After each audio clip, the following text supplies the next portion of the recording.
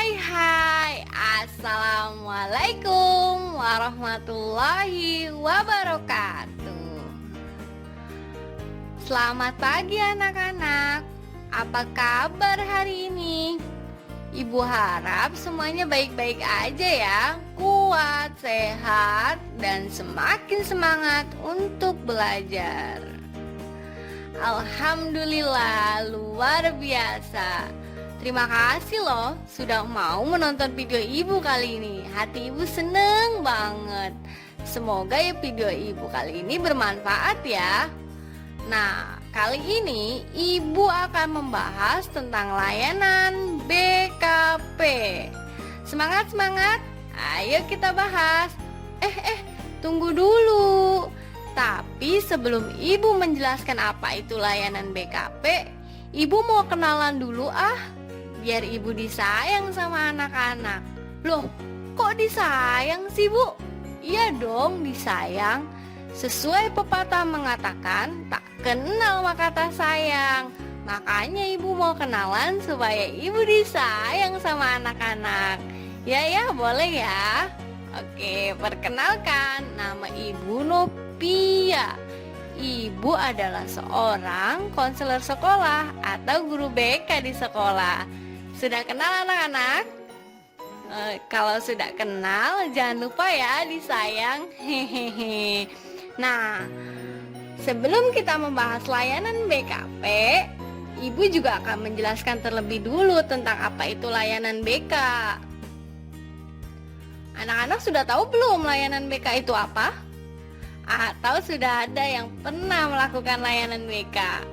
Nah, betul sekali. Layanan BK adalah pelayanan yang diberikan atau dilakukan oleh konselor berupa bantuan atau pertolongan serta pengarahan kepada individu atau kelompok dalam menghindari atau mengatasi kesulitan di dalam hidupnya. Nah, kali ini sudah pada paham kan apa itu layanan BK? Selanjutnya, ibu akan menjelaskan tentang tujuan dari BKP. Tapi, ibu harap kalian sudah paham ya tentang penjelasan ibu sebelumnya. Sudah paham? Oke, kita mulai. Tujuan BKP secara garis besar dibagi menjadi dua, yakni secara umum dan secara khusus. Keduanya memiliki arti yang berbeda. Kalau secara umum, yakni berkembangnya kemampuan sosialisasi siswa, khususnya kemampuan komunikasinya. Jadi teman-teman bisa menyampaikan pendapat dengan baik, berdiskusi dengan baik, dan teman-teman juga bisa bicara dengan pedenya, gak malu-malu kucing. Nah, yang kedua secara khusus, yaitu membahas topik-topik hangat yang mengandung perasaan aktual dan menjadi perhatian peserta. Contohnya, teman-teman bisa membahas atau berdiskusi tentang COVID-19 atau korupsi dana bansos. Itu kan hangat ya teman-teman, bisa kita bahas bersama. Itu contoh tujuan dari BKP. Selanjutnya, kita akan membahas Duh, kayaknya ibu butuh minum nih. Terlalu semangat ngajarin kalian sampai kesedak gini. Bentar ya, ibu mau minum dulu. Kalian juga boleh loh minum supaya kembali konsentrasi. Biasanya kalau orang minum nanti bisa kembaliin konsentrasi. Dulu ya. Ibu bukan alasan loh, tapi beneran ibu beneran kesedak loh. Oke, ibu sudah minum. Sekarang yuk kita bahas mengenai fungsi BKP. Fungsi BKP dari 5 bagian, yakni pertama, memberi kesempatan yang luas untuk mendapat dan memberikan tanggapan tentang berbagai hal yang terjadi di lingkungan sekitar. Artinya, dengan adanya kegiatan BKP, teman-teman bisa menyalurkan pendapat teman-teman dalam kegiatan BKP tersebut. Teman-teman bisa memberikan tanggapan, pendapat, dan sebagainya. Yang kedua, mempunyai pemahaman yang efektif, objektif, tepat, dan cukup luas tentang berbagai hal tentang apa yang mereka bicarakan. Dari kegiatan BKP, teman-teman bisa nih menambah wawasan karena pembicaraan dari teman-teman yang lain. Jadi hal-hal yang belum teman-teman ketahui bisa teman-teman ketahui dari kegiatan BKP tersebut. Itu salah satu fungsinya. Yang ketiga, yakni menimbulkan sikap yang positif terhadap keadaan sendiri dan lingkungan mereka yang berhubungan dengan hal-hal yang mereka bicarakan. Jadi teman-teman bisa menimbulkan rasa positif, sikap positif dari kejadian yang ada. Jadi teman-teman bisa melakukan hal-hal yang baik. Selanjutnya, menyusun program-program kegiatan untuk mewujudkan penolakan terhadap suatu hal yang tidak teman-teman sukai atau hal-hal yang buruk dan memberikan dukungan terhadap hal-hal yang baik. Jadi teman-teman bisa beda ini, kalau ini hal yang buruk nih, yang ini baik, yang ini harus kita dukung, yang ini harus kita tolak. Nah, dari kegiatan BKP ini teman-teman bisa menyusun apa aja yang harus teman-teman lakukan agar penolakan itu bisa terwujud dan hal-hal yang baik itu bisa terlaksana. Yang terakhir, yakni melaksanakan kegiatan-kegiatan yang nyata dan langsung untuk membuahkan hasil sebagaimana apa yang mereka programkan semula. Itu teman-teman fungsi dari BKP. Semoga teman-teman paham ya. Aduh, kayaknya udah mulai loyo nih anak-anak ibu. Udah kelamaan belajar ya. Tapi baru sebentar kok. Yang penting kita tetap fokus. Semangat ya. Coba lihat, semangat. Tangannya diangkat, semangat. Duh. Kok ibu lihat-lihat makin lama makin lemes nih. Ayo dong, kita semangat. Setelah ini ada penjelasan yang agak banyak nih anak-anak mengenai teknik-teknik bimbingan kelompok.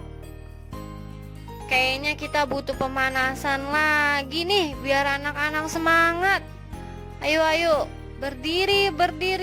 Rentangkan tangannya.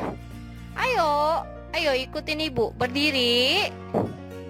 Rentangkan tangannya. Taruh di pinggang. Tarik napas yang panjang.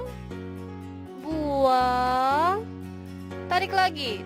Tarik. Tahan. Ya udah nggak usah dibuang. Bercanda. Ayo dibuang napasnya. Gimana? Udah mulai agak konsentrasi belum? Sudah ya. Ayo duduk lagi, siapkan bukunya lagi karena setelah ini agak panjang nih penjelasan ibu. Semoga dengan konsentrasi kalian yang tinggi bisa kalian cermati ya. Jangan lupa ditulis, oke? Nanti kalau ada hal yang nggak teman-teman anak-anak tahu bisa tanya di ibu, oke? Yakni mengenai teknik-teknik bimbingan kelompok. Bagaimana kegiatan bimbingan kelompok dilaksanakan?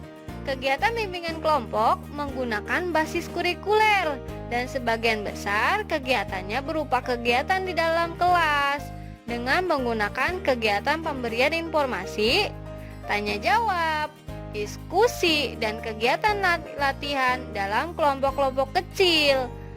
Maka, aktivitas siswa dalam kegiatan-kegiatan itu sangat penting.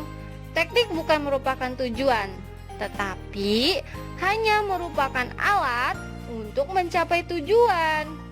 Jadi teknik ini adalah alat teman-teman. Jadi dengan teknik ini kalian bisa mencapai tujuan dari bimbingan kelompok ini. Sekali lagi ya, Ibu ingetin, siapin catatannya, siapin pulpennya, siapin bukunya. Kenapa sih ibu nggak bosan-bosan buat ngingetin? Karena kalau anak-anak lupa, anak-anak bisa baca ulang catatannya. Anak-anak bisa kembali ingat. Oke? Gimana? Sudah siap? Pulpennya sudah ada? Ibu agak lebih banyak nih ngejelasinnya, tapi tenang aja, ibu gak akan maraton. Ibu akan jelasin sebaik mungkin supaya anak-anak paham apa yang ibu jelasin. Oke, kita mulai ya. Teknik-teknik bimbingan kelompok. Bimbingan kelompok menggunakan basis kurikuler dan sebagian besar kegiatannya berupa kegiatan di dalam kelas dengan menggunakan kegiatan pemberian informasi, tanya jawab, diskusi. Apa? Satu lagi? Ya, betul. Kegiatan latihan dalam kelompok-kelompok kecil. Maka aktivitas siswa dalam kegiatan itu sangat-sangatlah penting. Teknik itu bukan berupa tujuan, tapi teknik itu adalah alat anak-anak. Dengan teknik, kita bisa mencapai tujuan. Itulah kenapa kita perlu menggunakan teknik. Ada beberapa teknik dalam bimbingan kelompok. Yang pertama, pemberian informasi atau ekspositori, diskusi kelompok, pemecah masalah, penciptaan suasana kekeluargaan, permainan peranan, karya wisata, dan yang terakhir, permainan simulasi. Sudah dicatat? Teknik yang kedua yakni diskusi kelompok. Diskusi kelompok adalah percakapan yang sudah direncanakan antara 3 orang atau lebih dengan tujuan untuk memecahkan masalah atau untuk memperjelas suatu persoalan di bawah pimpinan seorang pemimpin. Yang ketiga, teknik pemecah masalah. Teknik pemecah masalah mengajarkan pada individu bagaimana memecahkan masalah secara sistematis. Nah, maksudnya anak-anak dengan teknik pemecah masalah ini, anak-anak bisa memecahkan masalah dengan benar, dengan baik, sampai masalahnya selesai dengan secara sistematis. Nah, ibu punya tips atau langkah-langkah yang perlu dilakukan dalam memecah masalah secara sistematis. Yang pertama nih, anak-anak harus mengidentifikasi dan merumuskan masalahnya dulu. Yang kedua, mencari sumber dan memperkirakan sebab-sebab masalah. Sebelum ada masalah, pasti anak-anak sudah tahu kan bahwa ada sebabnya. Yang ketiga, mencari alternatif pemecah masalah. Yang keempat, menguji kekuatan dan kelemahan masing-masing alternatif. Yang kelima, memilih dan melaksanakan alternatif yang paling menguntungkan. Yang keenam, mengadakan penilaian terhadap hasil yang dicatat. Yang keempat, yakni menciptakan kekeluargaan atau biasa disebut dengan homeroom. Homeroom adalah suatu program kegiatan yang dilakukan dengan tujuan agar guru dapat mengenal muridnya dengan baik, sehingga dapat membantunya secara efisien. Kegiatan ini dilakukan biasanya ada di dalam kelas dengan mengambil jam-jam di luar jam sekolah. Dalam program homeroom, hendaknya seorang konselor atau ibu nih menciptakan suasana yang menyenangkan, yang nyaman, yang dapat menimbulkan anak-anak seperti kalian bercerita dengan bebasnya, seperti kalian ada di rumah kalian sendiri. Yang kelima, yakni permainan peran. Permainan peran itu suatu alat belajar yang menggambarkan keterampilan-keterampilan serta pengertian-pengertian mengenai hubungan antara manusia dengan jalan memerankan situasi-situasi yang paralel dengan yang terjadi dalam kehidupan yang sebenarnya. Itulah permainan peran. Yang keenam, yakni karya wisata. Aduh, kok dengar karya wisata ibu jadi pengen wisata anak-anak. Kalian mau juga nggak? Pasti mau ya. Iya nih, udah lama di rumah terus. Belajar juga lewat video ya. Ya udah, kita doa yuk sama-sama semoga corona cepat hilang. Jadi kita bisa karya wisata ya anak-anak, bisa belajar secara langsung mempelajari teknik karya wisata.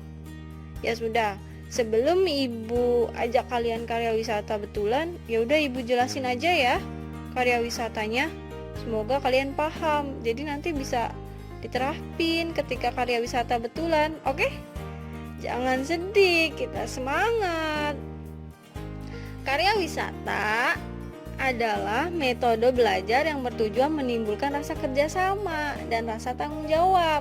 Jadi anak-anak bisa nimbulin chemistry nih sama satu sama yang lain. Jadi kalian tuh bisa kompak gitu anak-anak. Nah, teknik karya wisata juga berguna buat kalian anak-anak. Karena apa? Karena kalian dapat memahami kehidupan real dalam lingkungan beserta segala masalahnya.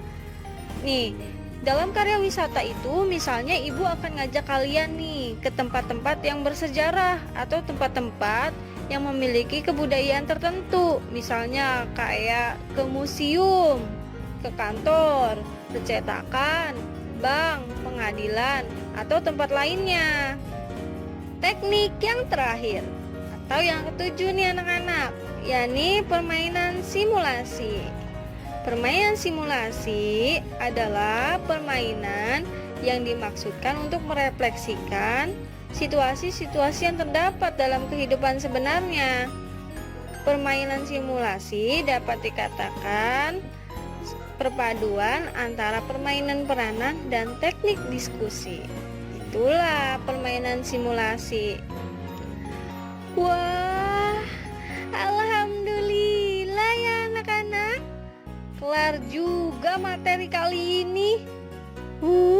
Alhamdulillah, alhamdulillah, alhamdulillah. Gimana catatannya? Ayo, lengkap enggak? Ibu harap dilengkapi ya anak-anak, supaya bisa untuk kalian belajar.